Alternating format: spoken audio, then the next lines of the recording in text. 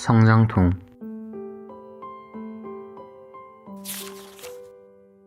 먼저 이야기를 풀기 전에 농구라는 스포츠를 간략히 말하면 5대5로 하는 10분씩 4개의 쿼터로 나뉘어져 점수를 많이 넣으면 이기는 스포츠이다.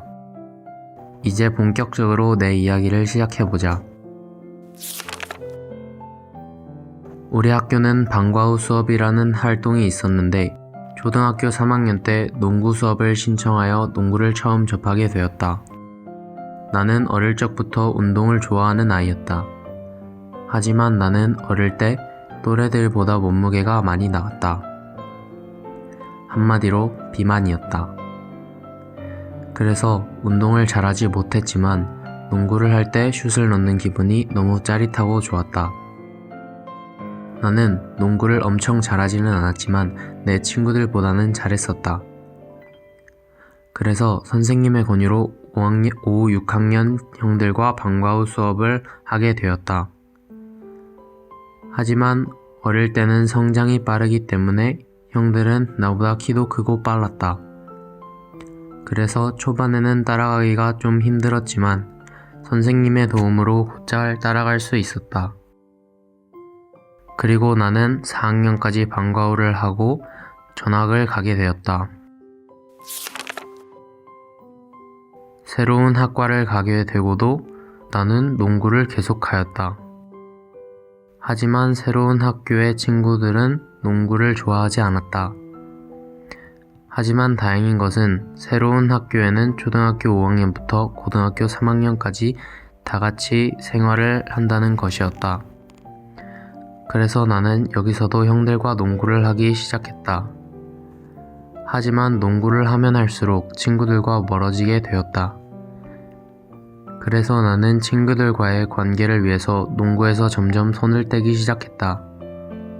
그리고 2년 후 중학교 1학년이 되어서 친구들이 점점 농구에 관심이 생기기 시작했다. 그리고 나도 농구를 다시 시작하게 되었다. 이때부터 나는 농구를 조금씩 본격적으로 시작하게 되었다. 하지만 생각보다 2년이라는 시간이 길었는지 처음으로 돌아간 느낌이었다. 그렇게 친구들과 농구를 하다가 나는 처음으로 프로 선수들의 경기를 영상으로 보게 되었다. 나는 처음 보자마자 지금 보면 별로 많지 않아 보이지만 주말에 슛을 150개씩 던지게 되었다.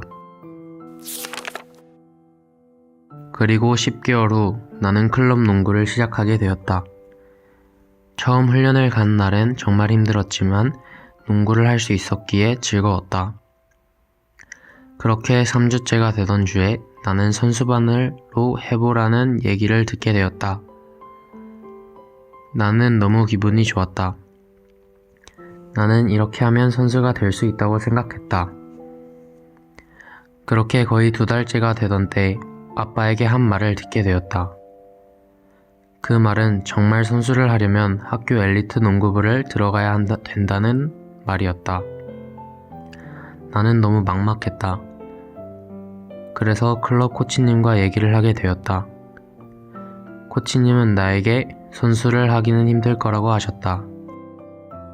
선수를 준비하는 학생들은 보통 농구를 초등학생이나 중학교 1학년 초에 시작하기 때문이다.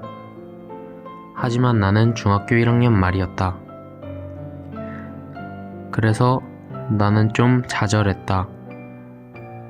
하지만 나는 포기하지 않았다. 그렇게 나는 테스트를 보러 가게 되었다.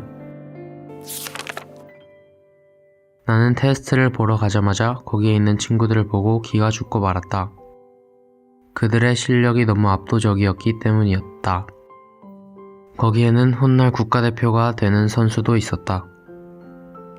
이런 분위기로 나는 나의 실력도 다 보여주지 못하고 떨어지고 말았다. 그렇게 코치님의 말이 현실이 되는 줄 알았다. 며칠이 지나고 아빠가 새로운 학교의 테스트를 보러 가자고 하셨다. 나는 다시 도전하는 마음으로 새로운 학교의 테스트를 보러 갔다.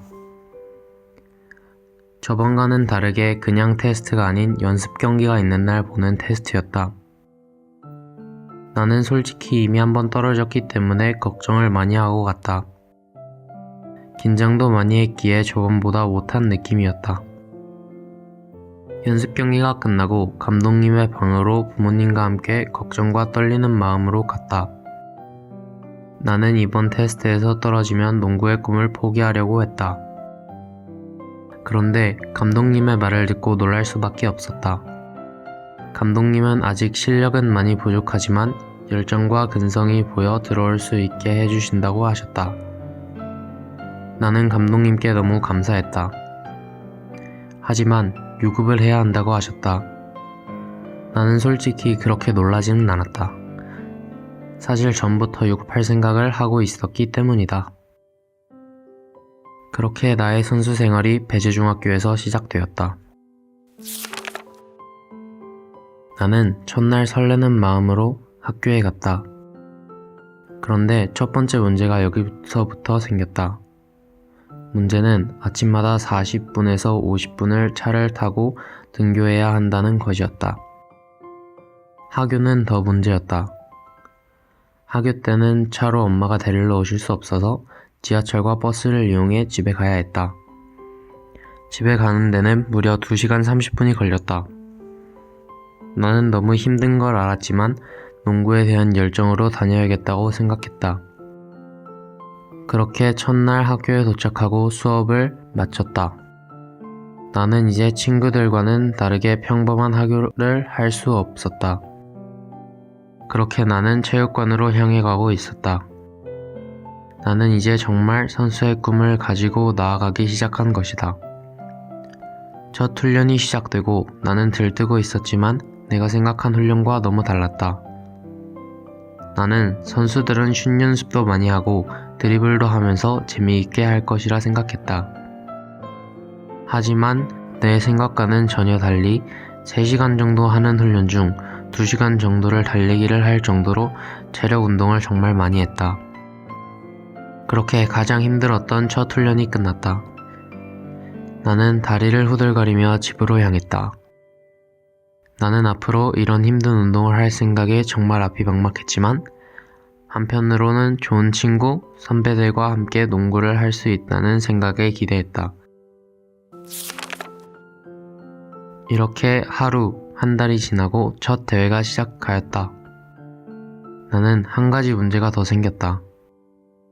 초반에는 정말 잘해주던 형들이 점점 변했다. 나는 잘해주긴 했지만 2학년들이 혼나는 모습을 보고 조금 무섭긴 했다. 물론 원래 착한 형들이지만 농구에 관해서는 엄격했다. 그래도 첫 대회에서 준우승이라는 성적을 거두었다.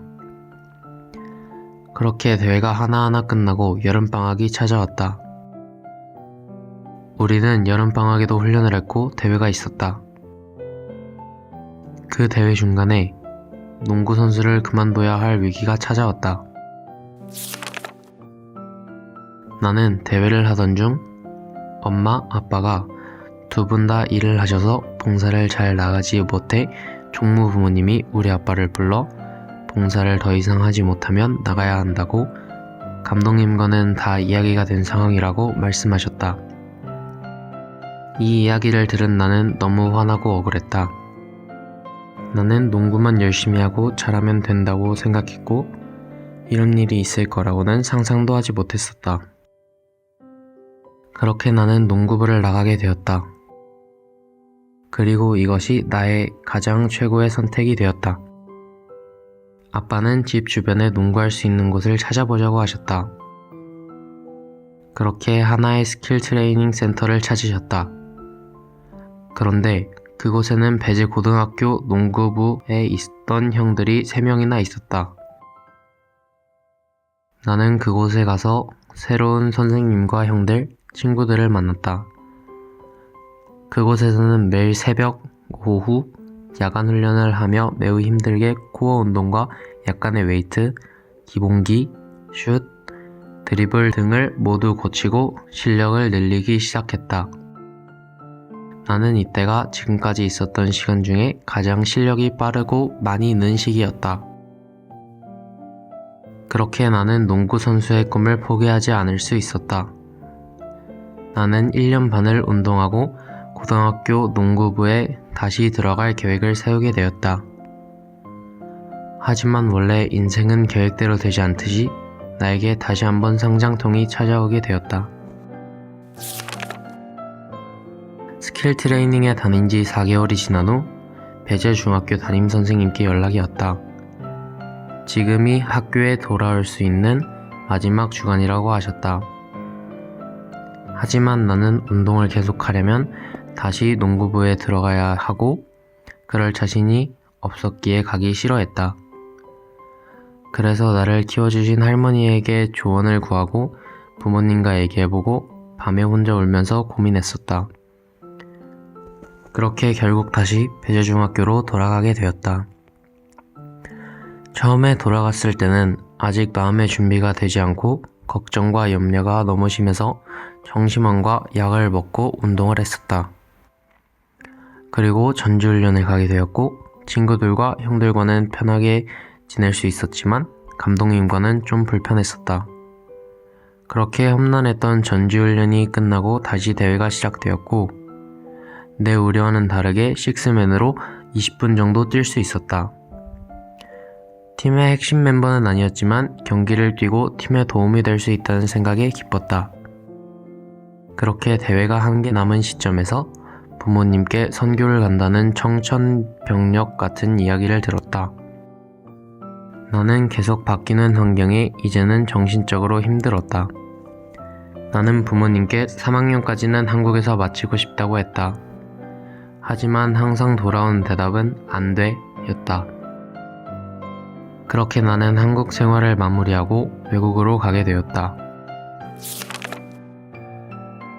슬로베니아에 온 우리는 처음부터 힘든 일이 시작되었다. 숙소가 거의 산 꼭대기에 있어서 비포장 도로를 계속 올라가야 했다. 그렇게 숙소 생활이 끝나고 집이 생기고 학교를 다니게 되었다. 나는 학교에 다니면서 첫 일주일은 친구들과 대화를 나누지도 못했다. 그래도 그 다음 주부터 친구들이 말을 걸어줘서 잘 지낼 수 있었다. 그리고 우리 학교 체육관에서 농구팀들이 많이 훈련을 해 농구도 다시 할 수 있게 되었다. 그런데 내 걱정과는 달리 오히려 한국보다 더욱 자유롭고 개성 있는 플레이를 할 수 있었다. 그래서 지금은 오히려 농구하기에는 한국보다 유럽이 나은 것 같다는 생각을 하게 되었다. 그렇다고 어려움이 없는 것은 아니었다. 먼저 고질적인 문제는 언어가 통하지 않는 것이었고 마인드가 다르다는 것이었다. 7개월을 살고 있는 지금도 아직 많은 어려움들이 있지만 앞으로 잘 이겨내도록 할 것이다. 나의 농구는 계속될 것이다.